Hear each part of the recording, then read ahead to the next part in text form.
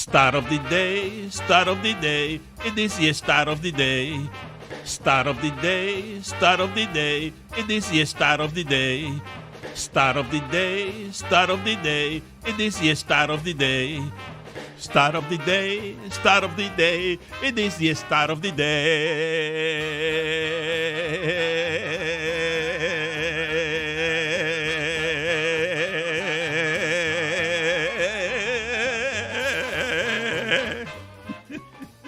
Stat of the day is presented by Miller Lite. Wow. According to Taylor, according to Elias Sports Bureau, Wyatt Langford is the first rookie in MLB history to record a cycle, grand slam, and inside-the-park home run in a season. Wow, give me those again. He did. A cycle, grand slam, and inside-the-park home run in a season. Tough. It's got wheels. Who does he play for? Milwaukee. Milwaukee? Cleveland. Milwaukee. The Tampa Bay Rays. Rangers. Oh, close. There you go, Billy. Close. Good job, guys. I was in the that's ballpark. baseball talk. And stat of the day. This guy. Yeah. Inside the ballpark home run. He gets it. Brought to you by Miller Lite. Yes. Presented. Great taste, less filling. It's Miller time. Do you think brands don't like it if you use old slogans? Like, is there a problem? Like It's Miller time is still. It's their always slogan. Miller It's time, always baby. Miller time. It's always Okay. Miller time. All right. Especially on July 4th. Good to know. Always has been. 4th of July. Is it 4th of July or July 4th? The 4th. It's both. Fourth of Do you July. guys do anything for 4th of July? Like with your families? Do you go somewhere for fireworks with your kids? Little or like staycation, Fort Lauderdale Beach for me. I okay. got to tell you, just not into they it? done grew out of it. Like, it's like, okay, we get it. It's fireworks. It's always been a sort of a background holiday for me. I think I'll go to like the Cody family celebration on the beach more than my family will do anything. I am actually going to Orlando with my family this time, but it just happens to be around. Background weird. holiday. It's weird that you just said I don't usually hang out with my family when you're going to hang out with your family. the first time in probably 10 years that I've hung out with them on the 4th of Izzy, July. July 4th is the greatest holiday on our calendar. What? Bar none, easily. Okay, so Easily. I would think that you could Number relate 2 to is this. Christmas. Here in July in South Florida is the worst possible time to be here. And so it's not every that bad. time Like everyone freaks out about this heat, all right? It's not just that the bad. heat, Jump but in the the pool. weather. You can't predict it. It could be raining during the fireworks. It could be raining all day, or it's just going to be steaming hot. I'd rather just be out of town doing something random. That's life. Sometimes it's going to rain. Sometimes you're not going to be able to see the fireworks. But you know what? America is always ready for you. I do love the 4th of July, but I am kind of just like neutral on fireworks. I don't think of them positively. I don't dislike A them. lot of I am places- just like a flat A lot line of when it places are comes- doing the drone show now, Chris. Yeah. How do you feel about the drone show? Look, I've never seen one in person, but I've seen the videos, and they remind me of Spider-Man Far From Home. And I'm like, you know what? This is pretty cool that we're in the future. We could do things like that with drones. So we found out the other day that there's a drone show in Miami, and we were like, oh, that'll be good. It won't freak out our dog. And Is then, it this show? No.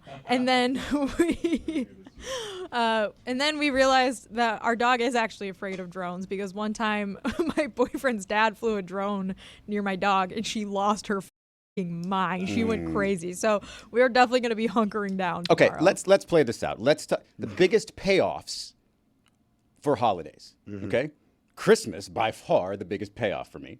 Right, I'm getting payoff- actual gifts, things that I like. I enjoy getting Sure, gifts. but payoff versus the Payout. stress, exactly. The stress of, oh, we have to get another gift here and we're late and we got to do something else. You got to plan for 17 people. I gotta be to this house is that at 2 the p.m. and then holiday this house. itself, or is that preparing for the holiday? 'Cause I It's don't all like it's all buying encompassing. fireworks. It's all encompassing. Hold on. Okay. Are you guys are more gift receivers than gift givers? No, I'm a gift giver. I was just doing that for the show.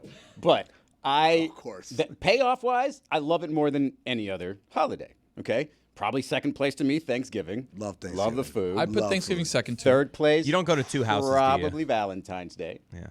For payoffs. Chris, you're doing What? in-laws and your parents for every holiday? Well, the major like eating one, like Thanksgiving and Christmas, have lessened for me as I've like gotten the family thing going because it's just like we got to go here and then we got to go here and it's just Fourth of places. July is Daddy's like got to drive. 4th of July. It's like we're all going to the beach and let's get drunk. Oh, God, And- nothing and- like it. And on that note, I want to cycle back to Izzy having Valentine's Day in his top 3. that was a stretch. Suckers He's holiday. saying Super good payoff. stretch. I It's get all what about he's- the payoff. I get what he's No saying. payoff. Hell It's yeah. like these people don't like chocolate. I think And then probably put birthday after that, even though It's that's not not a really holiday. a It's holiday. not a holiday. Everybody It's a has personal one. It's a holiday. personal holiday.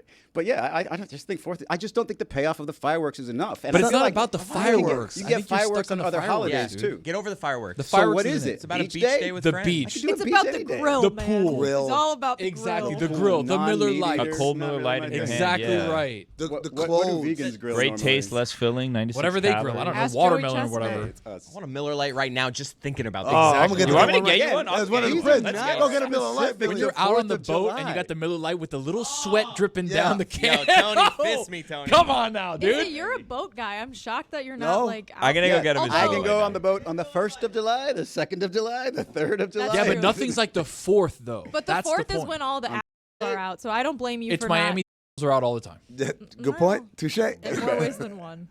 What? Oh. Anal bleaching. Oh. But yeah, I think my excitement for 4th of July directly correlates to my access to a grill. And since I moved to Miami, I've had almost no access to a grill, so I've just not had the best 4th of July. Don't they have grills here at the house? Let's grill. Let's go up to the deck and grill right now. Come on, throw Get a the couple Miller Lights. dogs. We ran out. Oh, we ran out. Yeah, can I tell you guys an idea for a bit that I had that I discussed this with Lewis? Well, we can talk about this on air because none of the main participants are going to be here. Okay, good. So here's my idea, and tell me guys what you think about this. Because sometimes I just have ideas, Yeah. right?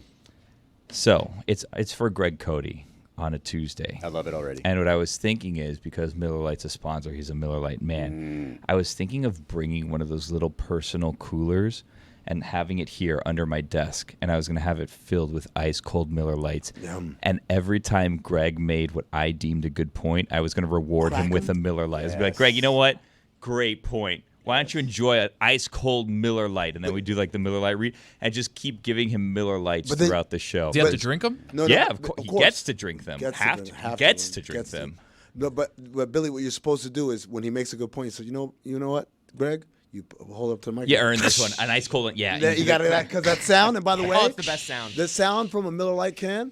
Better I than put it up all. against It's any different. other can. It's a different sound. It's like there's acoustic panels in the can somehow. Also, oddly, I feel like it's easier to chug than any other beer. Oh, it is. It's just something about Responsibly, the of crispness. course. Responsibly. If Miller Lite, Unless, if you make a good point. if opening a Miller Lite were a holiday, where would that rank? It'd be July 4th. Yeah, Come on, baby. what are we talking about? V-Day, baby. Every day feels like a holiday when I have a Miller Lite. I'll tell you that Go right with now. a Miller Lite.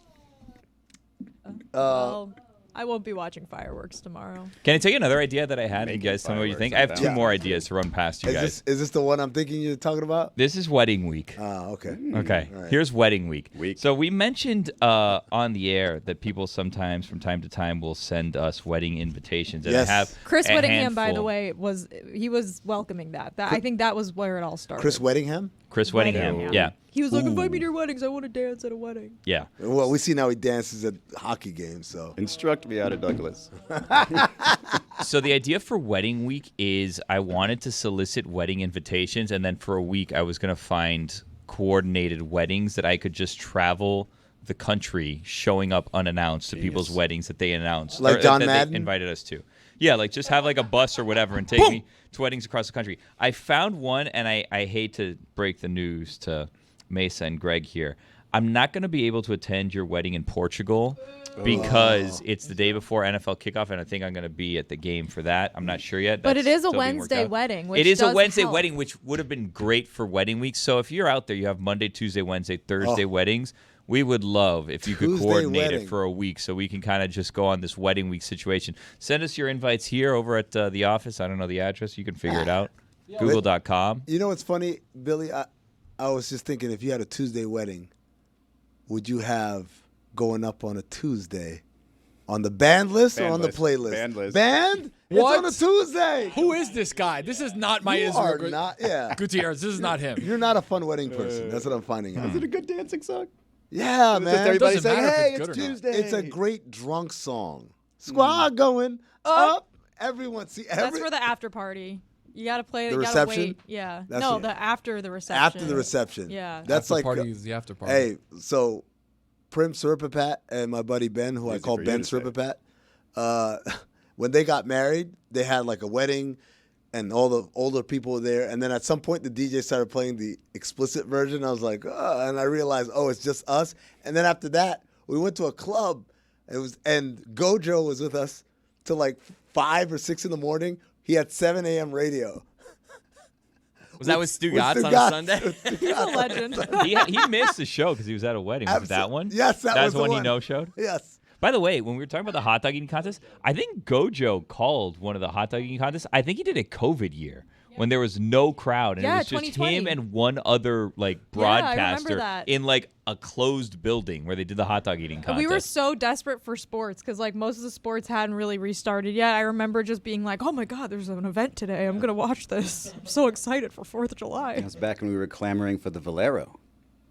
South Korean baseball. Like 3 of you nodded. I don't think you guys even get that reference, do you?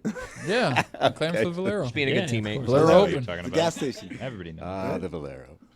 We'll always have the Valero. You want my other idea? Yes, please. Joe Trillionaire. Oh, wait a second.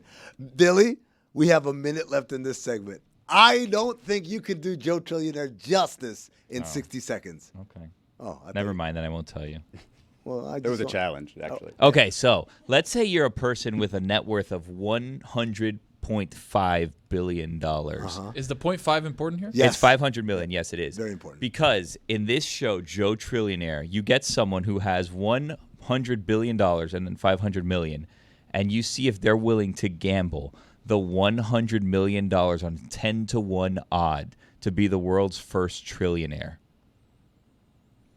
Explain the math, because we're American. 60 Explain the math seconds for really me. wasn't enough time. We and Amin had this conversation privately, and it had a bunch of different There was a lot of stems. channels that we could have gone A down. lot of and stems. then in 60 minutes, 60 seconds, what are we supposed You to know do? what we can do? Let's tease it for the Let's next not. segment. This died You on the don't- vine. What? Yeah, that's a bad idea. You Joe didn't like Trillionaire's That's a dead. great name, Forget though. it, TV execs. It's not happening. Well, if there's anything you've learned in this segment, just remember, America is always ready for you. Am I right, Tony? Thank you. A couple people who aren't here at the moment. One is Amin El Hassan. He got mad at me and left. No, wait. That was another thing. You're gonna get an emoji Oh, boy. text in 5 minutes. I'm betting. No, but Jeremy's not here. Jeremy was here yesterday. I was here yesterday for a second, and the only person I kind of close talked was Jeremy. And then Jeremy calls in sick today. So either I got him sick or I'm probably on the verge of something. But he's not here today. But he did. A lot of people at the parade have to be sick, right? Well, that's what Jeremy said. Yeah, standing in water for 6 hours, probably not the best. Even in the cool poncho he had on, it's still, probably going to get him sick. But, Jeremy being Jeremy, still bringing in content. And he was was he interviewing him? Yes, he was interviewing. The Heat rookie? Heat rookie, Kel'el Ware, is that his name? Yeah, Kel'el Ware. And, they got to talking rookie stuff. And Jeremy asked him a question about his Mount Rushmore. Who is on your NBA Mount Rushmore? So who are the 4 best players of all time? Okay, I'm put Wilt. Wilt. Got to put Kobe. Uh-huh. I would say MJ, but Would say MJ. I would say MJ, but I heard that some of his stats was false. Oh, you saw the Tom Haberstroh report about the Yeah. Defensive Player of the Year. All right, Yeah. so we're taking MJ off the Mount Rushmore for you. You got Wilt, Kobe. You know what? I'm gonna put Ant in there You're putting Anthony Edwards on there already. All right, we got Anthony Edwards, and who's your 4th? for my 4th. I'm gonna say Bam. Do you think the Heat I'm going to say, damn. did the Heat regret their pick after hearing that clip? There are certain things that you hear a young player say. I'm legitimately serious here, Chris. It makes me wonder about the rest of his career. Because there's a couple of things, all right? It's a couple of things, right? Wilt right off the bat. When you go Wilt on the all-timer, that's the first one that comes to mind. It starts at maybe you're nuanced. Maybe you get, oh, no, this guy definitely going to go with numbers, whatever. And then he goes, gotta go Kobe. That's when he starts turning left, and you're just like, hey, and you just start saying do you have to go Kobe? Okay, maybe this guy just respects skill, ability, and then we get to the Tom Haberstroh part of all this, which is amazing. First of all, he said, I heard that some of his stats were, he didn't listen, he didn't read or anything about Tom's Wait, stats. what? He probably saw one of those big voices.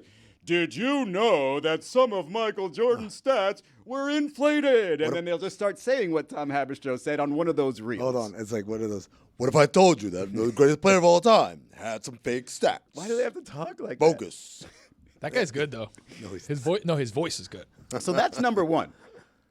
But to drop Michael Jordan from, as he said, he would put him on there, but because some of his steals were inflated. Hey, man. Steal stats were inflated No. is enough to take him off entirely, even though he didn't have two ready to go after that. He had to really Okay, think but about it. you're burying the lead, which is that LeBron James not on his Mount Rushmore of best NBA players. I thought the lead would be maybe Jimmy Butler over, should have gone over Bam because, you got to work that locker room so properly. I'm gonna tell you exactly how the thought process went. So You're first, Jordan's son, by the way. he says Wilt because like he wants to appear to be nuanced, Right. right? Right. Then he says Kobe, and Hipster. the reason why is because he wants to say Jordan, but he found out the Jordan stuff might be fake, and he's like, I don't know how much of it is fake. I don't know. I didn't do the deep diving, but we've discovered that some of it is fake. Maybe a lot of it was fake. I don't trust it anymore. By the way, a lot of Wilt stuff was fake too. But so now that you know that To Jordan's that point off, of me really quick, we have a lot of video from a lot of times Yeah. Get Tony and started we on don't have a conspiracy. Wilt Chamberlain 100-point game video. no, we don't. Yeah. Questionable. Makes you think. Makes you think, absolutely. So now he says, like, well, but I kind of like Jordan is real. What's the next closest thing to Jordan? Kobe. That's it makes sense. 100 points, 81 points, Yep. right? Those are the top two. So now the third name, he's like, okay, I am like 19 or whatever I am. So it's like, who is the most amazing basketball player I've watched? A 19-year-old letting Tom Haberstroh take Michael Jordan off your Mount But that's how it Rushmore works. is absolutely But 2024. that's how it works. It works is like you like it sounds pretty reputable, and it is. Tom Haberstroh's stuff was reputable. Now Tom didn't erase all of Jordan's career. It was literally about one season we were It talking was about. one award in his rookie season. Yeah, well, it's not rookie season, but it's like his third year. But the point being, You're right. Point being is that it's like, okay, I see how this has shaken your confidence in picking this guy that you never saw, that you weren't even alive for, right? So then you look at like even Kobe, he wasn't really alive for most of that. 2016 was Kobe's last year. This kid is 19 now. That means he would have been 11, 10. And so it's like, okay, these are still like the things of a child. All right, so who have I watched? But he's got to go Kobe. Yeah. he's got- Who have I watched? Anthony Edwards. And he looks amazing. Kind of looks like Jordan. Yep, without the fake stats. And then he realizes I've gotten the three. Oh, I just said a current player that's not a teammate of mine. I need to pander. I need to pander hard. Not Jimmy. For my employer. Well, you go with the guy who's around. No, you go with the guy, and this is around. pretty telling. You go with the guy who the organization is telling you they're building around. Yeah. They're building around Bam's timeline. Exactly. Not that other guy. Now, I would have thought he was going to say Dwayne Wade. Over Anthony Edwards, maybe, the guy who's actually had a career. Yeah, but no, he didn't think of pandering until the end. Mm-hmm. That's why that Bam was a pander pick. Imagine a world where it's like pretty consensus that right now Bam Adebayo is one of the 4 best basketball players of all time, when Dan had a list from Stan Van Gundy not too long ago that had him as the 13th best center in the NBA. What a time. That was not Stan Van Gundy. Sorry, air I'm quotes. sorry. I got We're confused. still getting to the Detective Tony's on it. He hasn't figured out yet who's Sorry, Billy, I don't want wanna I'm get still you in working trouble on any the further. 1962 video because we have a lot of video from the 60s, including 1962 NBA Finals, Game 7 Lakers versus Celtics, but yet no 100-point game. Wow. Also, and then in 1969, we have that video of the moon. And like, was that real? We Was it saw not? Who Kennedy knows? a couple years later. well, a couple years earlier. Earlier, I'm saying later after the After the 100-point game. 100-point game. Why don't you stop thinking? Billy, that's exactly what you'd want me to do. Yeah. Which is why I'm not going to. Someone's got to get to the bottom of it. Got a little bit more insight into how the J.J. Redick thing's going to happen. Did you see he built his staff a little bit? His assistants? Who's he got on the list? Two. Some names I recognize. Absolutely recognize. Two. When I saw the names, I was like, you know what? I judged too soon on the J.J. Redick hire. Okay. Luke Walton. No. That would be amazing if Luke came back one more time. Scotty Brooks. Scotty Brooks, yeah, there you And go. this guy, Rivers. the most important hire in the entire organization, Nate McMillan. Wow, That he is went a heck not of a one get. but two. Okay, so I like to call these guys the Miller Lite crew. Hey, crisp. The refreshing. Miller Lite 96 crew calories. are great taste, less filling, right? The Miller Lite crew are the guys that were head coaches And now what they do is they sit in the coaches meeting and they say, "I wouldn't do that if I were you." Like that's and as they crack open a Miller Lite, like I wouldn't do that if I were you. You need that. Every first-time coach needs a guy like that. How do I get that job? Do I have to be a Well. former NBA player? I'm going to work so hard just to become an NBA player just to get that job. That sounds amazing. I think, Jessica, the key is there's one of these in every profession, by the way. Every profession has a guy or a girl, right?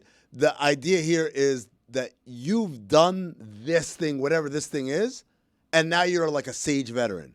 And so they bring you in for sage veteran advice, but typically that just comes out as, I wouldn't do that if I were you. But then also, do we have one of those? Is it Stu? Should we It's get got to one? be Stu, oh, right? come on. Is it I think Stu it's Greg here? Cody. No, he's the guy that comes in. Well, what Miller was Lite it? man. What was the character that Stu was that comes in after the fact and said, "You shouldn't have done that"? That's Stu Gatz, right? It's not. He doesn't have the foresight to say you shouldn't do that. He comes in after the After fact and something said, "Yeah, goes you shouldn't wrong, have done he's that." like, Obviously, you shouldn't have done that. You should have eaten that pepper. Exactly. I shouldn't have eaten that. I wouldn't eat that pepper if I were you. 6 days later. So to have two of those guys is pretty impressive. Now, what if I told you, Izzy, that's not the biggest Laker news to come out? told you that wasn't the biggest Yeah. Wait, what if I told you that wasn't the biggest news to happen to the Lakers? What is? Ballsy. Bronny's contract has come out. That's gonna be exciting. To Y'all ready for this? Bronny's contract. We know it's multi-year, right? We knew it was guaranteed. It's 4 years, $7.9 million. for a second-round draft pick, and that's not one of those two-way deals, right? Nope, That's that is regular a deal. one-way deal, the NBA way. A one-way to a very rough summer league is what that's going to be. Hold on. There's going to be so many people looking to get Bronny. So this is what I'm looking up right now, the rookie scale contracts of the NBA, because so Bronny basically makes 115 his first year, 195 his second year, 229 his third year, and 248 his fourth year, which is a team option. So at least Wow, I can't believe they got that. now listen to this. The number 30 pick in the draft makes 2.1 million. So that's the last pick in The first last round? pick in the first round makes a total of what's that? 2, 4, 6, 7, 6, 8, 6, $9 million through 3 years. Bronny is making 7.9 through 4 years. By the way, this is why I already feel bad for him. He also is taking a pay cut from his NIL. I want to let everybody know that too. Lest you think that like, oh, they're just giving him money. He could have been making more. Stayed in college. Maximum. I feel like now this is to the second round pick exception is the contract, right? So this is a new thing in the new CBA that allows you to pay your second round picks, but it just feels very comfortable. I kind of know how the internet is going to treat this. How? It's kind of predictable. They're going to be looking for him to fail. I'm curious how other NBA players. There's been a lot of Bronny defenders out there. Really? Wow, Yeah. did you watch the draft, Chris? Not- ESPN spent an entire segment where unanimously, everyone, what's so wrong with it? What's so wrong with it? You tell what's so. Oh, I don't know why so many people say something wrong. That's not how the internet works, though. But Come on. it There's was, a I lot can of agree. Bronny defenders on the Can we internet. all agree it's going to be split at least? I mean, geez, like it's going to be rough. It's going to be very nasty from a lot of people. I agree with you, and that's why I kind of like, oh, But what about the God, players? It's going to be rough. Like, how are like the G League guys, and like, if he gets into game, like, how are they going to treat him? the G League guys that he plays with or plays against? Both. The ones he plays against, it's open season. Yes, They are going absolutely. to dog him. Yeah. 100%. It's gonna feel like high school all over again. I'm like, oh, that's LeBron's son? Like, is it going to be so much Let's that go. are we going to hear from LeBron on this? Like, back off a little? Like, is No. it going to be that? Like, Wait, you've got people in the summer league learning just now that that's LeBron's son, and they're about to wait a second. This guy. Who number 9? That's LeBron's son? Oh, I got him. Yo, summer Tie him league up is gonna extra tight. it's gonna be Barbecue interesting. chicken. Do you think that Bronny's going to wear James Jr. on his jersey the way he did in college? it said when he held it up. Like, It said James Jr.? Yeah, James Jr., number 9. I would have gone James. I would I'm too. old man. The NBA has to love this, right? They love this. Does This Ja- is amazing. Every second of it. Does LeBron go James Senior like Marcus Morris Senior? You can sell more jerseys. This is the first time I will allow a senior. Ever like everyone else? Nah. We're joined now by Matt Barnes. He's a co-host of All the Smoke with Steven Jackson. He also is an NBA champion, a longtime NBA vet. And Matt, you are the father of twin boys who are pretty good basketball players. Saw them out in Section 7 out in Phoenix, putting up highlights. So I got to start here with the Bronny James news. His contract came out. It's 4 years guaranteed, $7.9 million. And I guess, how do you think Bronny is going to be received by opponents, first of all, in Summer League that starts in about a week?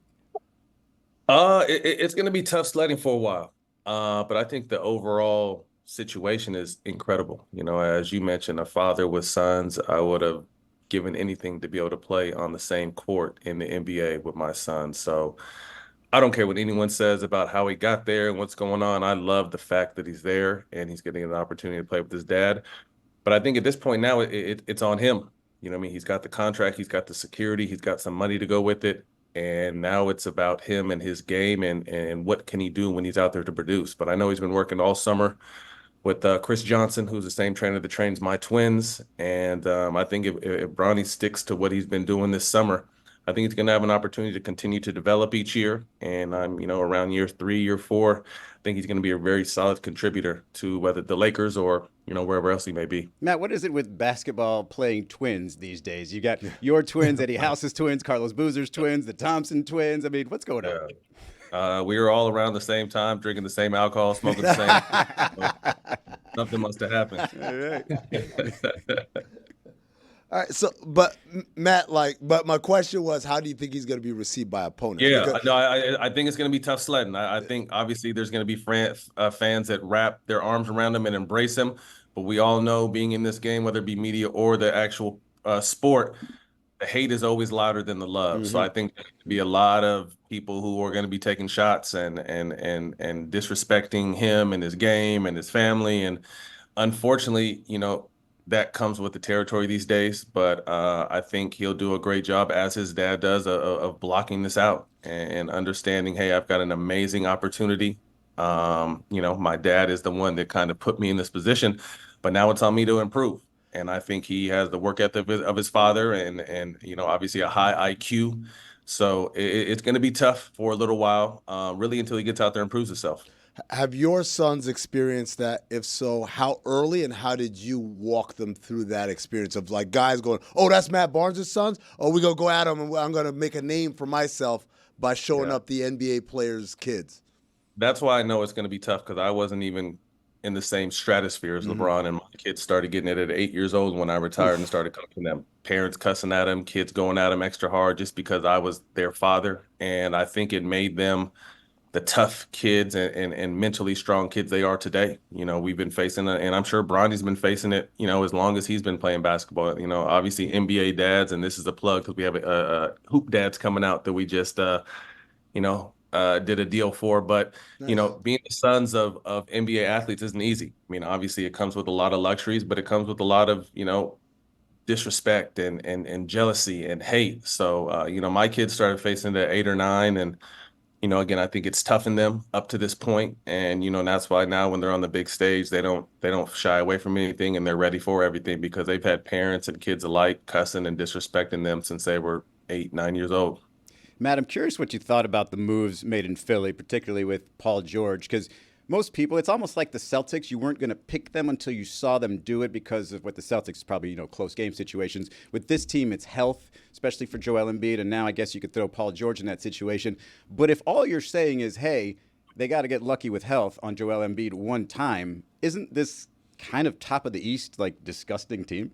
This is definitely a team right up there with the Celtics.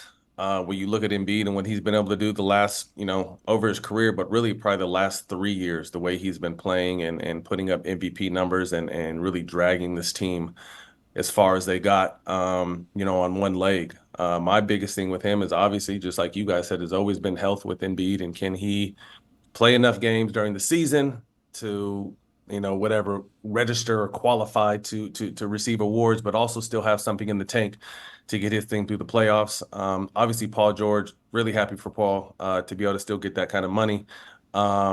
but a unique skill set. They can do it on both sides of the ball, and someone that's definitely going to take pressure off of Embiid. And then obviously the emergence of Maxey. We can't overlook what he's been able to accomplish in his growth over the last handful of years, and putting himself as one of the top young up and coming point guards in this game. So, on paper, everything looks good on paper, and we have to see how it works on the court. But I think overall, the biggest thing for them is going to be able to maintain health amongst their two stars, or two out of their three stars, Embiid and George. And if they're able to do that, you put them right up there with the Bostons. But obviously Boston got it over the hump this year. So they got that experience. They've been to the finals a couple times, and they finally won it. So, I mean, again, on paper, things always look good, but until you actually get there in the playoffs, in those Eastern finals, and get over that hump to the finals and actually battle in the finals, you have no clue what it's like.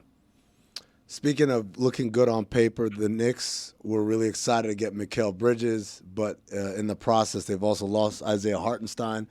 How much do you think is that going to hurt them, or do you think they're just overall better because Bridges fits in with the rest of the guys? I think Bridges is a good fit for that team. Thibodeau runs guys to the ground, and Bridges has always been someone who's played high minutes. Anytime you can reunite four guys that played in college together, that's amazing. And it was a great story last year. But, as you guys mentioned, losing Hartenstein, and although his numbers didn't blow you off the page, I think he was 8 points, 7 rebounds, or 8 points, 8 rebounds. His presence, his energy, the little things he did, he was a great glue guy for that unit. And with Robinson and his injuries and knee injuries and his inability to really stay healthy, Hardenstein was a critical part to that run, his toughness, and all the other attributes he brought to that team. So although you definitely gained Mikal Bridges, who's anywhere from an 18 to 25 point a game scorer, you lost a big part of your defensive and really team identity, because that's what Hardenstein embodied. Matt, were you at UCLA at the same time as Baron Davis? Yeah. Okay, so what was that like? Someone you played college with, and then years later, now y'all grown up, you're adults, you're making money, and you play together again. I mean, I owed a lot to Baron Davis, to be honest with you. He's my career was blowing in the wind. Obviously getting a chance to play with him at UCLA, but then I was in Sacramento in between deals. Was Clippers. Chose not to go back to the Clippers because I wanted to play for Sacramento with my big homie C Webb, and then I'm in the Webb trade that sends him to Philly. Don't get a chance to play for almost 2 years. So I'm at the end of year 4, like no real resume, nothing really going on, no teams are calling, and I'm at home in Sacramento, and Barron calls me one day, and he's down in the Bay, and he's just like, "Hey, we're gonna play pickup at the facility if you want to pull up." And I drove an hour and a half down to the Bay Area. Went out there, played really well. Didn't know that Don Nelson was up in his office watching, and that's really how I earned myself an invite to training camp and then a spot on that team. So I owe a lot to Barron, but getting a chance to play with him again in the pros, that run we had that particular year and all the injuries he was facing, that was probably the best Baron Davis I've seen, despite the injuries. And maybe in my life, that run he had going into the playoffs and in the playoffs, where every single night, no matter who we played, and that was with Dirk as MVP, Barron was the best player on the court every single night. So getting a chance to play with him again was special, and I couldn't imagine being able to add a Jerron Rush with us, or a Jerome Moise, or a Dad Zurich, or Earl Watson, guys I also play with the UCLA, because when that college chemistry is different than the pros. It's that real homeboy, real tight friendship, and to be able to carry that into the NBA, it would have been special. So I know there's some great chemistry going on over there in New York, but again, obviously to lose Hardenstein is a tough knock, but Randall will be back, and we'll see what they're gonna do with Randall, and if they can activate him, the Knicks are going to be a very strong contender again. I totally see what you're saying there, and I get that. And I don't remember who it was last year during the playoffs that said at some point the Knicks are going to get back to irrelevancy pretty soon for another 15 years or so. But isn't it possible? Because I watched those Villanova teams. Never once did I said, man, keep those guys together. They're winning an NBA championship, right? Like, isn't it possible that a few years from now the Knicks are going to be like, man, we really just put together this college team and thought that was going to win a championship? I mean, they could be riding on momentum and high hopes. Obviously, Brunson's ability, I think, has shocked a lot of people, but now it's expected. He's put himself up in the upper echelon of this game. I don't know what's going on with my background. Forgive me, guys. That looks great, actually. I love it. You look like a saint. Incredible. But sometimes when you play with great players, that brings the best out of you. And this is no knock on Hart and DiVincenzo, but those guys played a lot better than we had seen them play up to this point in their career. You know what I mean? And that I think that had a lot to do with Brunson and being in the flow and being comfortable and confident. So again, you bring Mikal Bridges over, and like you said, Izzy, I mean, this is not a team you would have saw in college. Like, man, if you get these four on the same team in the NBA, they're going to win a championship. But, you get these four now with the way they're playing, the confidence they're playing with, the system they're playing in. They're getting a ton of minutes, and you add some pieces around them, whether that's going to be Julius Randle or you trade Julius Randle to get some other quality pieces. I mean, those four guys can play some basketball, but as far as, just those four guys getting them over the hump into the championship, that may be a taller task than I think they're ready for. But you never know. I mean, again, everyone doubted Jalen Brunson and what he's been able to do now. So I don't really doubt him as an individual. I just think they're going to need to add some more pieces to those four guys. How surprised were you that Klay actually left? I think we all expected it, but it still felt like a surprise when he left. It's hard, man, because getting a chance to know Klay over the years and then playing with him and knowing how much basketball means to him and how much he loves this game and the kind of work he puts in. He's always kind of been the unsung hero it's been overshadowed for those teams. Steph is the greatest shooter of all time, but Klay's right there. Draymond was a huge defensive part of that team that held everyone together, but Klay was doing the thing on the defensive end, taking all the pressure off of Steph before Klay got healthy or hurt, guarding all the best players. You insert KD, the one guy that takes the biggest sacrifice is Klay. So I think Klay has kind of always been the unsung hero of that team. One of the greatest shooters of all time, could be arguably the best catch and shoot shooter we've ever seen. But unfortunately, injuries have played a big role, towards the end of his career, which, obviously not having him be the same player he was, it's tough, the whole thing last year was, is this team going to stick it out and ride it to the wheels fall off, or are they going to have to make a move? And they've decided to make a move. So you always hate to see someone like Klay go. Again, an integral piece of those four championships, one of the greatest shooters of all time, first ballot Hall of Famer. But it happens, and to be able to go to Dallas, I think, is a great situation. We all kind of thought, hey, if he leaves, he's going to go to the Lakers back home where his family played. But I think he was still thinking basketball, and to me, the better fit is Dallas. You got two incredible guys with the ball in their hand, and they need spacing. And now that's going to open up the floor more with Klay. And it also takes the pressure of being the second scorer, because I think, with all due respect, as good as he still shoots, I think he's more of a third scorer now, but still someone that can give you 18 to 20 points a game. So I know he's going to have a huge chip on his shoulder and ready to be a big part of what Dallas has, hopes to accomplish next year. But on the flip side, Dunleavy's had a tough run up to this point, man. Dunleavy has had a tough run. I mean, for him to make the trade with Poole, to get CP, to a year later waive CP, to lose Klay. I know Warrior fans out here are wondering, what the hell is going on? We miss Bob. We want Bob back. But Bob got out. Bob did this is the thing. Everyone's like, oh man, Mike Dunleavy's not as good. I'm like, why do you think Bob left? He saw all this coming. It was on the horizon. He saw what was coming. He didn't like his from what I heard.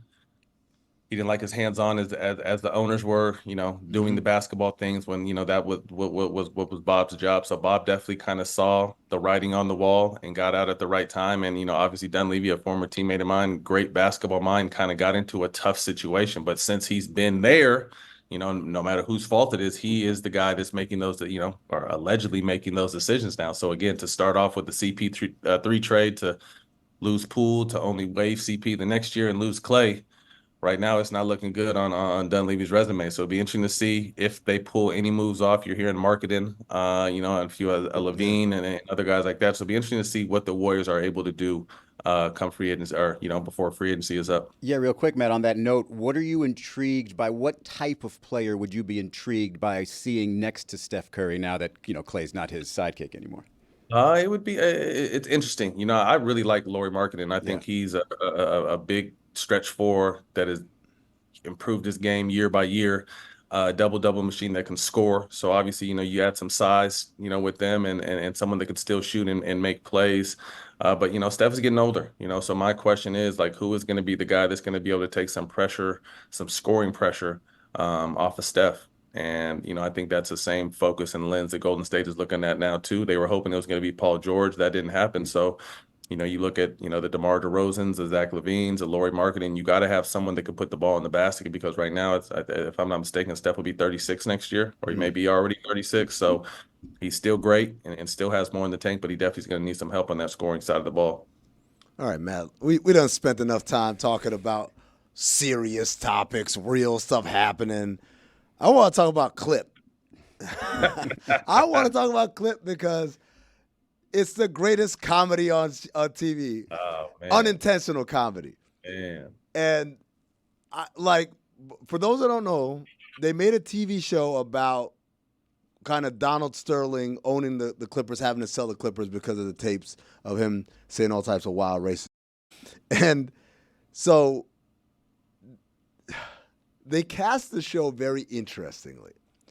I would say my man Al Bundy playing Donald Sterling is doing a great job. Yep. Cleopatra Coleman doing V. Stiviano is doing a great job. Great. But then I think the budget ran, and then obviously Lawrence Fishburne as Doc. But then the budget ran out. Yep. And they said, we got to get the rest of these players. I got this roster in here. So, Matt, before you talk about the show overall, how did you feel about the casting call for your character, for the guy who plays you? Sharunas is cool. I know Sharunas. We look somewhat alike, I guess, if you're going to say. I think they got me closest to right over any other player. We're pretty much the same height, same complexion.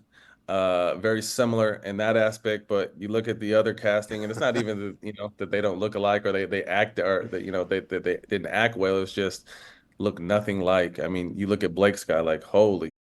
You make DeAndre this weirdo that likes lizards, and he's nothing like that, and like real philosophical deep guy, he's nothing like that. You look at Jamal and I laugh. You look at CP and I'm just like, damn, like they could have did a little better. But I think to your point, I mean, I thought they casted the main people great. I think Ed O'Neill was great for Sterling, Lawrence Fishburne for Doc, the lady that played V, and even the lady that played Shelley Sterling. Yeah. Those did a great job and a great job casting. But the show overall, like you said, it's been funny to me, to relive something that was, a little over 10 years old. It was entertaining, just how out of touch. I think the funniest part is how out of touch Sterling was with life. Like he really thought that people with him loved him. He was American sweetheart. And although I didn't have any run-ins or any issues with him, he was just very disconnected to reality. But overall, I mean, it was entertaining. I mean, the back and forth of what was said in big meetings and on the day-to-day, they didn't hit the mark on that. But again, I think, I actually consulted on this project early on. When I first started reading the first couple scripts, I'm like, and I think it was just them trying to, obviously, you got to sensationalize things and make it, fun, I guess. But again, I just think overall it was an entertaining look at, which was a very serious situation at the time. Yeah. And, we didn't really know what we were getting into at the time. And I was one of the main voices during that time on what we should and shouldn't do along with the rest of the team. But, I was one of the leaders in that locker room. And when you look back now, I'm sure we all, if any of the guys saw it, we should have sat out. But at the time, it was too much unknown. We didn't know, we sit out one game? Do we sit out 2 games? Do we sit out the whole series? And keep in mind, we felt like we had a team that could win a championship that year. Right. We were one of the best teams in the league during that time. And this is right before Golden State's rise to, the start of their dynasty run. We were the last team to beat them before they went on their dynasty run. So we knew our window was closing because we had a young, very talented Golden State team behind us. So I think there was too much unknown for us to really, really make a huge statement. And again, it was such a spur of the moment. It wasn't like we had time to think about it. This is in between games. It happens. You know what I mean? So It's just like we came together. We thought of a little BS plan. We knocked it out because at the end of the day, as one thing they portray, we were never playing for Mr. Sterling. We were playing for everyone in that locker room and our family and our fans. I have so many follow-up questions, but going off of what you just said, what in the last 10 years has made you change your mind about we should have sat out? Just getting kind of grasping, the magnitude, I think, of the event and things that have come since then that have been big, that people have kind of had some time to react and think and really, have a well thought out plan. Again, this happens in between games. You know what I mean? Like we really don't. We have 2 days to make a decision that's going to be, that's going to be remembered for the rest of our lives. So I just think understanding the magnitude of what's gone on since, and still, I really don't know what would have happened though if we would have sat out. I mean, do we forfeit those games? You know what I mean? Does Golden State sit out? Is it a win for Golden State? Like I said, there was two, and you got to think Sterling wasn't banned until we got to the second round. So we sit out all those games and just say forget the season and let Golden State go on and play OKC. So again, I just think the uncertainty kind of left us puzzled, and we had to make a really quick decision. So the lizard thing was completely made up because that was one of those details that I'm like, surely this is based in reality. Why would they just add They a kept going lizard back the- to it. the Like they play? kept having him over and over again, stroking the lizard. The braids. Hey, yo. Like me and DJ were like literally laughing. And it's like, I was like, was I high the whole time? I don't remember you have braids. Like, Matt, I didn't have braids at all. You know what I mean? So they had the braids and the lizard. They just made DJ weird. And DJ was probably one of the coolest, down to earth, laughing, joking.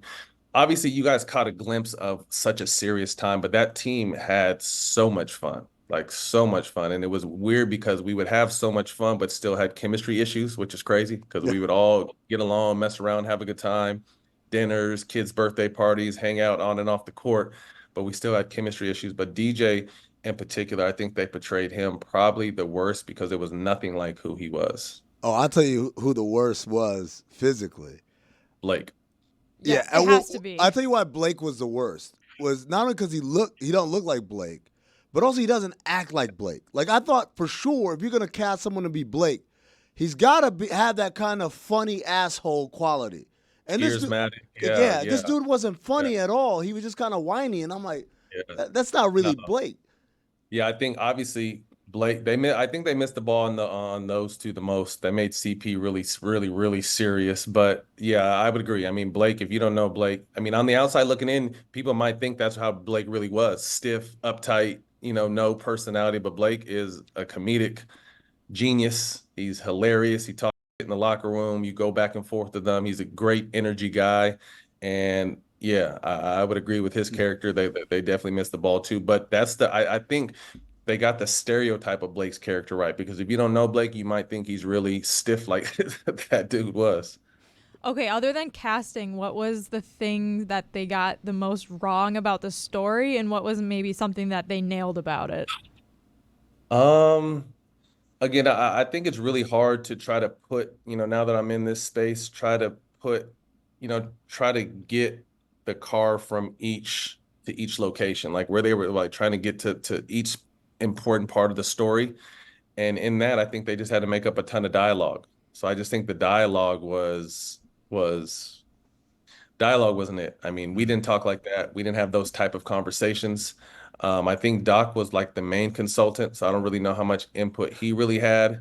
And again, this is not to shit on anyone who made the show, because I think it's hard trying to figure out exactly what was going on, what was said in those moments, and how do we get the story to hit each point. So I would probably say just the dialogue and the way we talk to each other was probably the biggest misconception.